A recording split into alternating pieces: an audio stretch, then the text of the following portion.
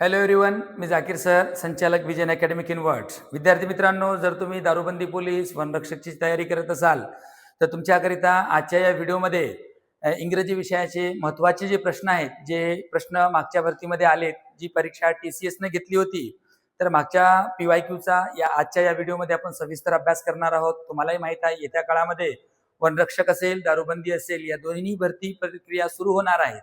तर आजच्या या व्हिडिओमध्ये आपण सुरुवात करूयात महत्वाच्या या प्रश्नांना. पहा, पहिला प्रश्न काय म्हटलेला आहे इथं, आपल्याला रिकाम्या जागी योग्य तो शब्द निवडायचा आहे आणि तोही शब्द कसा पाहिजे, करेक्टली स्पेल्ड शब्द आपल्याला निवडायचा आहे. ज्याच्यामध्ये शब्द पहा, वाक्य पहिले रीड केल्यानंतर समजून जाईल. The government pass dash discrimination against. तर इथं रिकाम्या जागी ऑर्डिनन्स शब्द घ्यायचा आहे. ऑर्डिनन्स या शब्दाचा अर्थ अध्यादेश असा होतो. काय होतो? अध्यादेश. तर इथं ऑर्डिनन्स या शब्दाची अचूक जे स्पेलिंग आहे, पर्याय क्रमांक 1 याची स्पेलिंग करेक्ट आहे. ORDINANCE. ऑर्डिनन्स म्हणजे अध्यादेश आहे. तर या शब्दाची अचूक स्पेलिंग मात्र पर्याय क्रमांक 1 आहे. इथल्या ऑप्शन नंबर 2, 3 आणि 4 या तिन्ही पर्यायाची जी स्पेलिंग आहे, ही स्पेलिंग आपल्याला चुकीची दिसते. तर पहिला जो प्रश्न होता आपला स्पेलिंगवर आधारित होता. त्यानंतरचा पुढील प्रश्न पहा, काय म्हणतो इथं, रिकाम्या जागी योग्य शब्द फिल करायचा आहे आणि तोही शब्द कोणता? होमोफोन्स आहे. होमोफोन्स म्हणजे माहित आहे विद्यार्थी मित्रांनो, ज्याच्यामध्ये आपल्याला शब्दांचा उच्चार सारखा दिसतो, स्पेलिंग आणि अर्थ वेगळा असतो. इथं पहा, KNEW न्यू आणि NEW न्यू उच्चार सारखा आहे पण अर्थ मात्र वेगळा आहे. तर इथं very few people dash that the manager had already join. इथं आपल्याला अर्थपूर्ण शब्द KNEW पाहिजे, कारण खूप कमी लोकांना कळालं. काय कळालं? की नवीन मॅनेजर जॉईन केलं. इथं न्यू हा शब्द ऍडजेक्टिव्ह म्हणून काम करतो. तर इथं जे न्यू आहे हा वर्बचा सेकंड फॉर्म म्हणून इथं आपण वापरतो. म्हणजेच ऑप्शन नंबर 1 नाही, 2ही नाही, 3 नंबरचा जो आहे ऑप्शन करेक्ट आहे. तुम्हालाही माहित असेल, KNOW नो म्हणजे माहित असणे, हा क्रियापदाचा फर्स्ट फॉर्म झाला आणि KNEW जे आहे न्यू हा वर्बचा सेकंड फॉर्म झालेला आहे आणि थर्ड फॉर्म KNOWN नोन ज्याला म्हणतो आपण. तर इथं विद्यार्थी मित्रांनो, अर्थानुसार आपल्याला योग्य तो शब्द घ्यायचा आहे. दोघांचाही उच्चार सारखा असतो परंतु दोघांचाही अर्थ मात्र वेगळा आहे आणि अर्थपूर्णता मिळणारे हेच जे शब्द आहेत. पहिला शब्द KNEW आणि दुसरा शब्द कोणता आहे? NEW new. तर हा एक पॉइंट लक्षात ठेवा. यानंतर पुढील प्रश्न पहा कोणता आहे. इथं आपल्याला पॅराजंबलवर आधारित प्रश्न विचारण्यात आलेला आहे.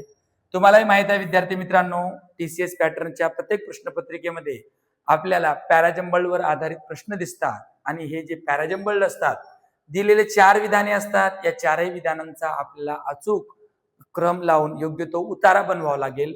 मग असे वाक्य जेव्हा आपण जुळणी करतो, जेव्हा उतारा बनवतो, तर सर्वात प्रथम वाक्याच्या सुरुवातीची घटना आणि वाक्याचा कर्ता शोधावा लागेल. तर पहिला जो दिलेला जो ऑप्शन आहे, सेंटेन्स आहे, once upon a time there was an old woman who had a गोट.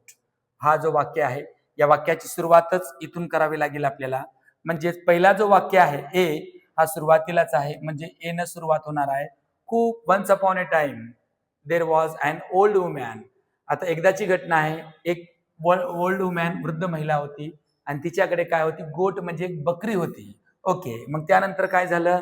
त्यानंतर पहा, सेकंड नंबरचा जो सेंटेन्स आहे, सेकंड जे सेंटेन्स जो ऍडिशनल इन्फॉर्मेशन देणार आहे, तर हा सेकंड सेंटेन्स येईल, ज्याला आपण सी म्हणतो. शी मिल्क, ती दूध काढायची, द गोट एव्हरी डे, त्या बकरीची, and keep the milk on a shelf. मग दूध काय करायचं? त्याला एका शेल्फ मध्ये व्यवस्थित प्रकारे ती ठेवायची. म्हणजे एच्या नंतर सेकंडला आलं सी. मग त्यानंतर काय झालं? त्यानंतर आपल्याला माहित असेल, पहा, याच्यात येईल ऑप्शन नंबर डी जो आहे, म्हणजे हा तिसऱ्या क्रमांक येईल. बट वन डे ए स्लाय कॅट, एक धूर्त मांजर आली आणि काय केली? लॅप इट ऑल ऑफ, म्हणजे सगळं दूध पिऊन गेली आणि तिला ओव्हर करून टाकली. म्हणजे हा डी ला आलेला आहे, राईट. मग त्यानंतर त्या ओल्ड वुमॅनची रिॲक्शन काय होती? The old woman succeed in getting hold of the cat and tied it up. मग त्या महिलेनं, वृद्ध महिलेनं काय केलं? त्याला, त्या मांजरीला पकडली आणि तिला बांधून ठेवली. तर हा सेंटेन्स बी चा शेवटी येईल. म्हणजे ज्या पर्यायामध्ये ए सी डी बी असेल तो उत्तर अचूक आहे.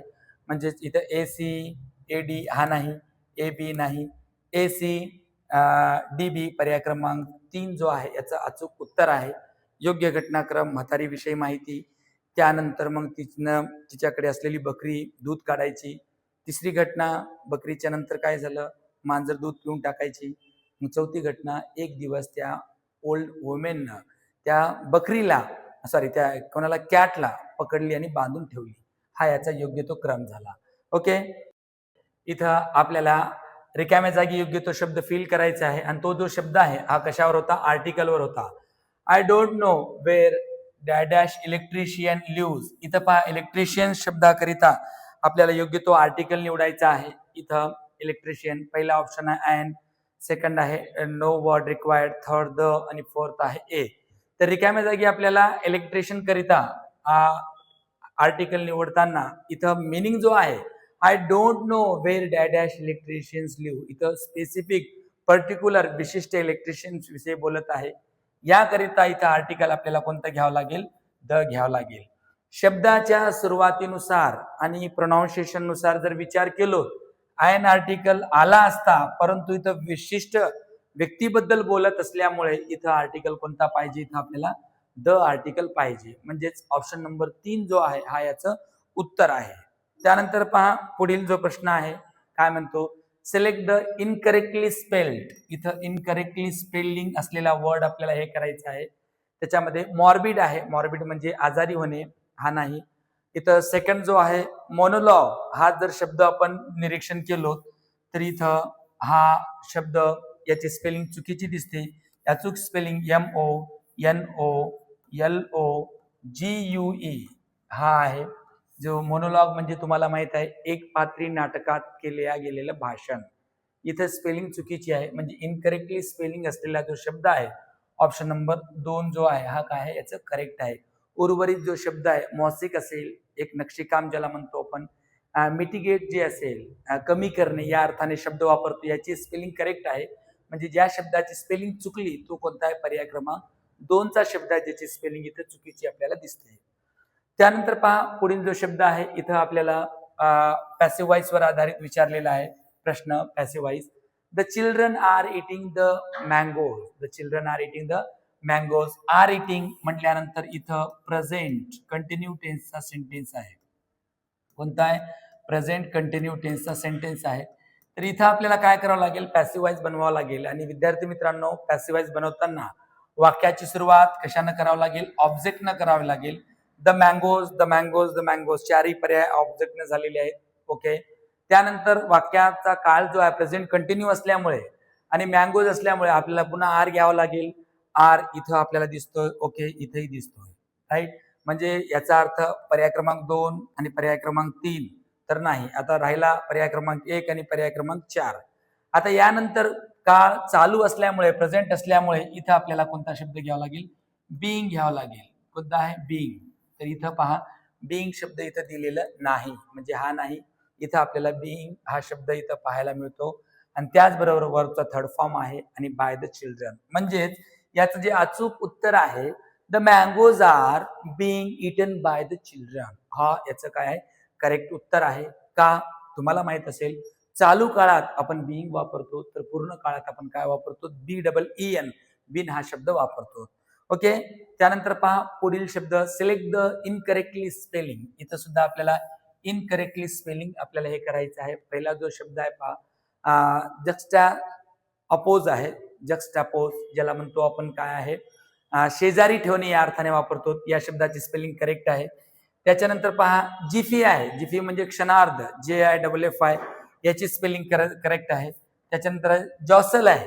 जॉसल याची स्पेलिंग सुद्धा करेक्ट आहे, याच्यामध्ये काही चुकलेलं नाही. हा जो शब्द आहे कोणता, पर्याय क्रमांक 4, इथं आपल्याला चुकीची स्पेलिंग दिसते. इथं ज्युलाईन जो शब्द आहे, JUVENILE, ज्युलाईन, इथं ई पाहिजे, ज्याला आपण किशोरवयीन या अर्थासाठी हा शब्द वापरतो. इथं स्पेलिंग इथं आय दिलेली आहे, इथं पाहिजे ई पाहिजे, म्हणजे या शब्दाची स्पेलिंग चुकीची दिलेली आहे, इनकरेक्टली वर्ड असलेला तो एक ऑप्शन आहे, ऑप्शन नंबर 4. ओके. त्यानंतर पहा पुढील जो क्वेश्चन आहे इथं कशावर आधारित आहे, रिकाम्या जागी योग्य तो शब्द आपल्याला फिल करायचा आहे आणि हा जो प्रश्न आहे हा डिग्रीच्या फॉर्म्सवर आधारित आहे. After sharpening my pencil has become डॅडेड दॅन बिफोर.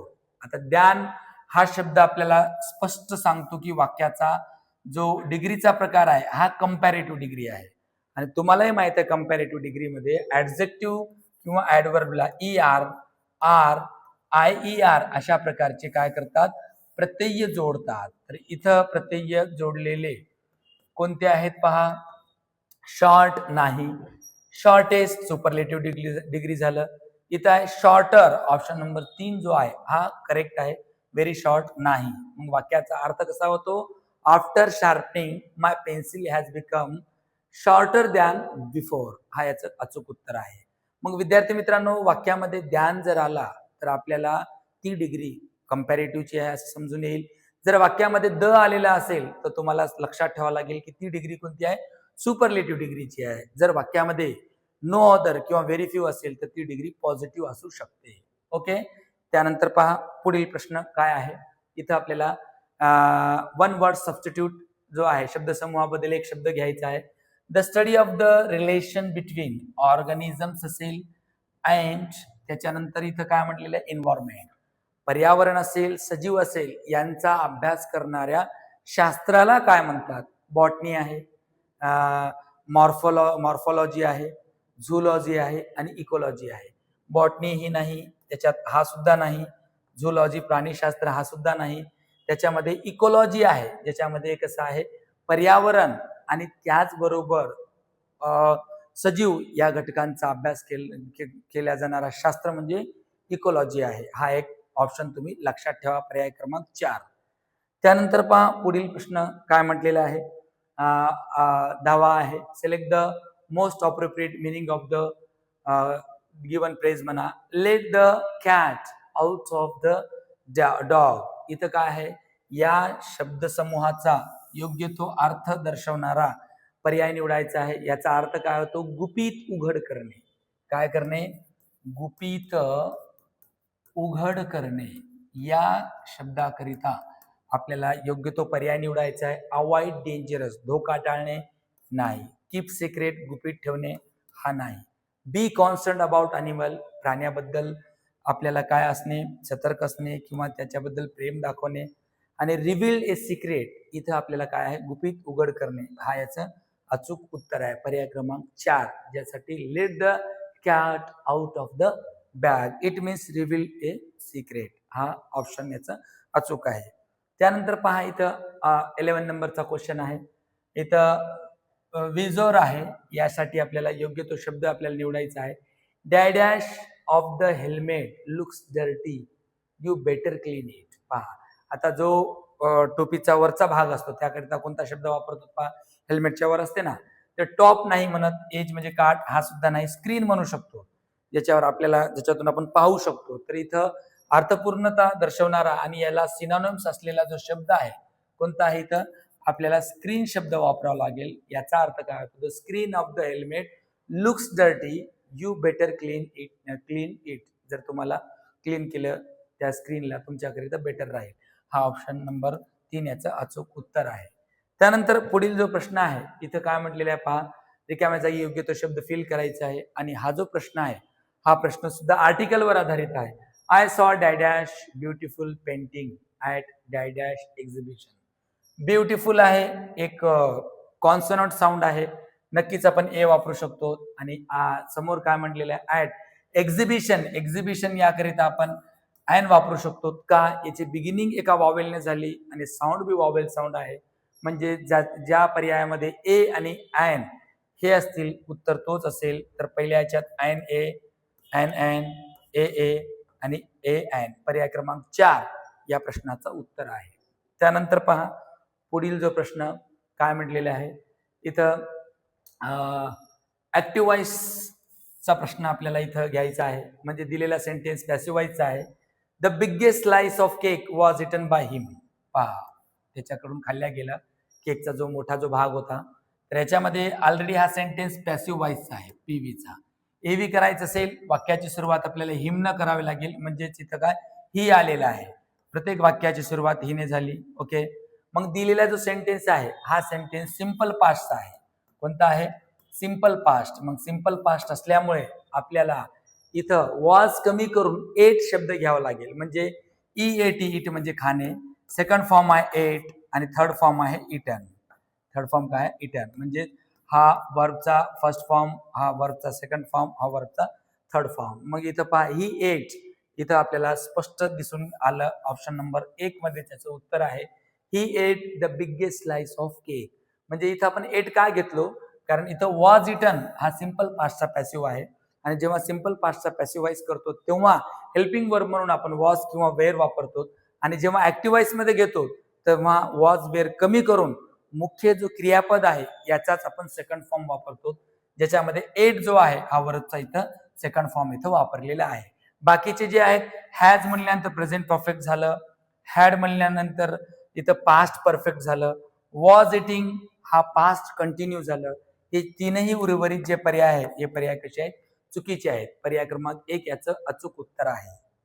त्यानंतर पहा पुढील जो प्रश्न आहे इथं आपल्याला या शब्दाचा विरुद्धार्थी शब्द निवडायचा आहे. कोणता? The driver was headless of the speed limits. म्हणजे ड्रायव्हर काय करत होता माहिती का? त्या गोष्टींकडे दुर्लक्ष करत होता, बेसावध होता स्पीडकडे. मग आता इथं पहा सावध साठी जो शब्द आहे कोणता आहे? माइंडफुल हा जो शब्द आहे हा याचा करेक्ट शब्द आहे. हेडलेस म्हणजे त्याच्याकडे काय बेसावध असणे, स्पीडकडे त्यानं लक्ष दिला नाही. इथं माइंडलेस माइंडफुलचा अर्थ काय होतो? सावध असणे. नेग्लिजेंट दुर्लक्ष करणे, केअरलेस पण नाही आणि रेस्टलेस पण नाही. हा ऑप्शन नंबर 1 जो आहे या शब्दाचा योग्य तो विरुद्धार्थी शब्द आपण वापरतो. त्यानंतर पहा पुढील जो प्रश्न आहे इथं आपल्याला रिकाम्या जागी योग्य शब्द आपल्याला फिल करायचा आहे आणि तो जो शब्द आहे कशावर आधारित आहे? हा घटक डिग्रीवर आधारित आहे. She pick the dash piece of cake that was there. द आला विद्यार्थी मित्रांनो, स्पष्टपणे आपल्याला समजून जाईल इथं सुपरलेटिव्ह डिग्री आहे. कोणती डिग्री आहे? Superlative degree, SD. आणि एसडी म्हणल्यानंतर तुम्हालाही माहित आहे इथं काय जोडल्या जातं? ईएसटी असेल, एसटी असेल किंवा आयईएसटी असेल असे प्रत्यय याच्यात जोडतात. तर याच्यामध्ये तुम्हाला बिग हा पीडी मध्ये वापरतो, मोर बिगर नाही, मोस्ट बिग नाही, बिगेस्ट. ऑप्शन नंबर 4 काय याचं करेक्ट आन्सर आहे. इथं पाहिजे आपल्याला बिगेस्ट. म्हणजे तुम्हाला या द वरून समजून जाईल किंवा वन ऑफ द असेल, द असेल, हे जे शब्द आहेत सुपरलेटिव्ह डिग्रीमध्येच वापरतात. आणि सुपरलेटिव्ह डिग्रीमध्ये जेव्हा वापरतो तेव्हा ऍडजेक्टिव्ह आणि ऍडवर्बला काय ईएसटी असेल, एसटी असेल, आयईएसटी असेल असे प्रत्यय जोडल्या जातात, जे प्रत्यय शब्दाच्या स्वरूपावर आधारित असतात. ओके. त्यानंतर पहा पुढील जो प्रश्न आहे काय म्हटलेला आहे? लेंदी या शब्दाचा आपल्याला विरुद्धार्थी शब्द निवडायचा आहे. तर तुम्हाला समजलं असेल की विद्यार्थी मित्रांनो TCS चे जेवढेही पेपर्स होतात जे झालेले आहेत तर त्याच्यामध्ये antonyms, synonyms, one word substitute म्हणजे व्होकॅब्युलरीच्या पार्टवर प्रश्न आपल्याला पाहायला मिळतो. तर इथं लेंदी जो शब्द आहे लांबलचक यासाठी योग्य तो शब्द घ्यायचा आहे. फॅट म्हणजे लठ्ठ होतो, शॉर्ट हा करेक्ट आहे, स्लिम पातळ, लिटल थोडे हेही होत नाही. तर याच्यामध्ये लेंदी जो शब्द आहे यासाठी योग्य तो अँटोनिम्स जो वापरतो तो कोणता? आपण शॉर्ट शब्द इथं आपण वापरतो. त्यानंतर पहा पुढील जो क्वेश्चन आहे काय म्हटलेला इथं आपल्याला एरर शोधायची आहे. इथं दिलेल्या वाक्यामध्ये मिस्टेक कुठे आहे? पहिला काय? I shall not meet you unless you did not come on time. पहा इथं मी भेटणार नाही म्हणते कधी जर तुम्ही आला नाहीत वेळेवर. तर विद्यार्थी मित्रांनो शॉल नॉट मीट हा जो टेन्स आहे हा टेन्स कोणता आहे? सिंपल फ्युचर आहे. कोणता आहे? Simple future. आणि तुम्हालाही माहित आहे जर वाक्यामध्ये सिंपल फ्युचर जर असेल तर इकडचा जो वाक्य आहे हा जो you unless you did not कम, आता इथं पहा तुम्हाला स्पष्ट दिसेल हा झालं सिंपल पास्ट टेन्स. कोणता झाला? Simple past. आणि तुम्हाला माहित असेल टेन्स मध्ये एकाच वाक्यात सिंपल प्रेझेंट, सिंपल पास्ट असे आपण वापरू शकत नाही. का? वाक्याला अर्थपूर्णता तर प्राप्त झाली पाहिजे, टेन्सचा योग्य तो कॉम्बिनेशन असला पाहिजे. म्हणजेच इथं चुकीचा भाग आहे. सिंपल प्रेझेंट इथं सिंपल फ्युचर आहे, इथं सिंपल पास्ट आहे. मग इथं ऍक्च्युली काय पाहिजे आपल्याला? सिंपल फ्युचरचा जर राहिला सेंटेन्स तर याकरिता आपण सिंपल प्रेझेंट टेन्स वापरू शकतो. जे इथं सिंपल पास्ट आहे म्हणजेच आय शॉल नाही, यू डिडंट कम, हा इथं याचं उत्तर आहे. का इथं यू डिडंट कम नाही पाहिजे, तर इथं काय पाहिजे असतं तर यू डोंट कम तर पाहिजे असलं असतं. काय यू डोंट कम. तर इथं आपण हा वाक्य ग्रॅमॅटिकल करेक्ट बनला असता. म्हणजे इथं एरर मात्र इथं आहे, इथं चुकलेली आहे. का शॉल सिंपल फ्युचर, इथं did simple past. Simple future simple past या गोष्टी ज्या आहेत वाक्यामध्ये मिनिंगलेस बनतात. तर हा झालं याचं अचूक उत्तर.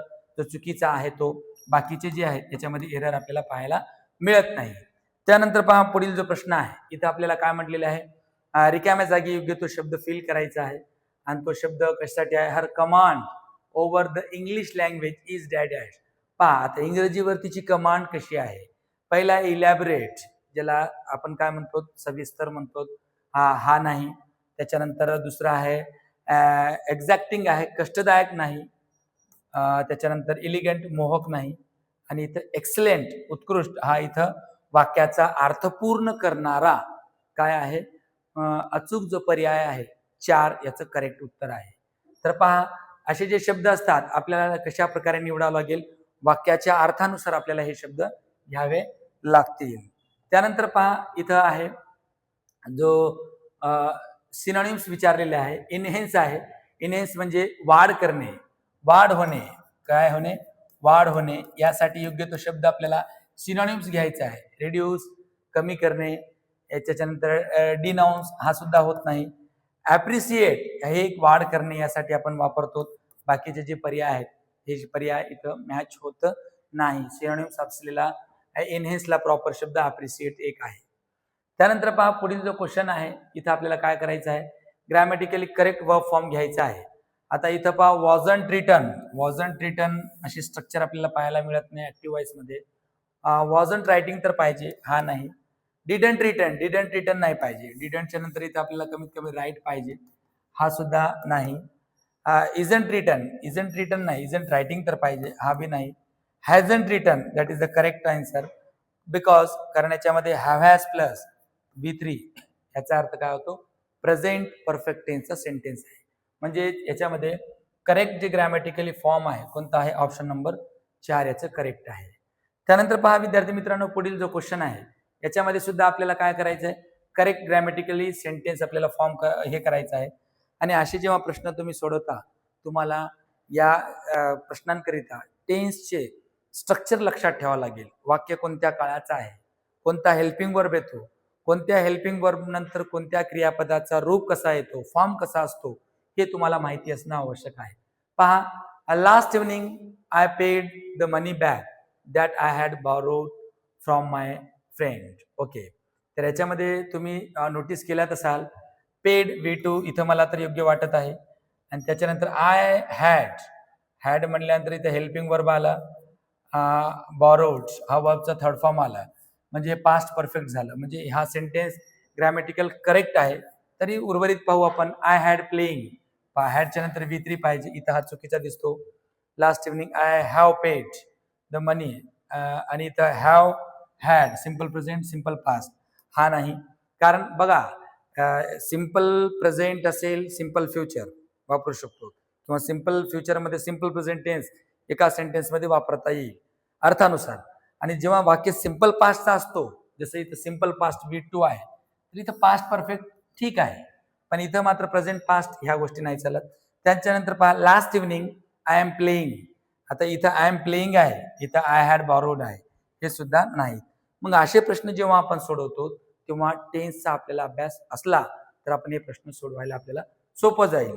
त्यानंतर पहा पुढील जो क्वेश्चन आहे 22वा प्रश्न आहे. इथं आपल्याला योग्य प्रोवर्ब निवडायची आहे.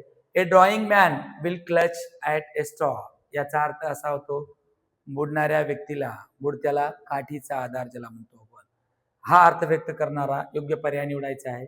Someone in trouble will take any help that comes even if it is not sufficient, हा याचं करेक्ट उत्तर आहे. जो बुडणारा असतो त्याला एका काठीचा आधार भेटतो, त्याच्यामुळे त्याची समोरची कंडिशन परिस्थिती बदलू शकते. त्यानंतर पहा पुढील जो प्रश्न आहे ते काय, आपल्याला शब्दसमूहाबद्दल एक शब्द निवडायचा आहे. Big hotels and resorts employ जे मोठे हॉटेल्स असतात, रिसॉर्ट्स असतात, याचे जे एम्प्लॉय असतात, अँड एक्सपर्ट इन गार्डनिंग मध्ये खूप एक्सपर्ट असतात, आणि कल्टिवेशन असेल अँड मॅनेजमेंट असेल टू प्लॅन देअर गार्डन. मग यासाठी आपल्याला योग्य तो शब्द घ्यायचा. फ्लोरिस्ट फुले विकणारा हा नाही, ॲग्रिकल्चरिस्ट शेती करणारा नाही, बॉटनिस्ट सुद्धा नाही. याच्यासाठी शब्द कोणता वापरतो आपण? हॉर्टिकल्चरिस्ट म्हणतो, ज्याला कसा या सर्व गोष्टींचा ज्ञान असतो, गार्डनिंग करायचं आणि त्यांचं योग्य मॅनेजमेंट करायचं, प्लांटचं त्यांना कशा प्रकारे ग्रोथ करायचं, या सगळ्या गोष्टींचा अभ्यास करणाऱ्याला इथं कोणतं म्हणतो आपण? हॉर्टिकल्चरिस्ट हा शब्द इथं वापरतो. शब्दसमूहाबद्दल एक शब्द होता. पहा शेवटचा प्रश्न इथं आहे विद्यार्थी मित्रांनो, हॅव यू आस्क देम, हा योग्य तो रिलेटिव्ह प्रोनाउन घ्यायचा आहे. देम हू असेल, व्हॉट असेल, वेदर असेल, विच असेल. तर इथं ऍक्च्युली अर्थानुसार इथं आपल्याला हू शब्द करेक्ट आहे. Who has borrowed the book you wanted it. तर इथं एका पर्सन विषयी बोलत असल्यामुळे हू इथं पर्याय घेतलेला आहे. तर अशा प्रकारे विद्यार्थी मित्रांनो, आजच्या या व्हिडिओमध्ये आपण TCS न घेतलेले जे पेपर्स होते, मागील पेपर्सच्या प्रश्नांवर आपण चर्चा केलो. अपेक्षा करतो की तुमच्या अभ्यासाकरिता हे प्रश्न नक्कीच कामी येईल. तत्पूर्वी आपण इथे थांबूया. धन्यवाद.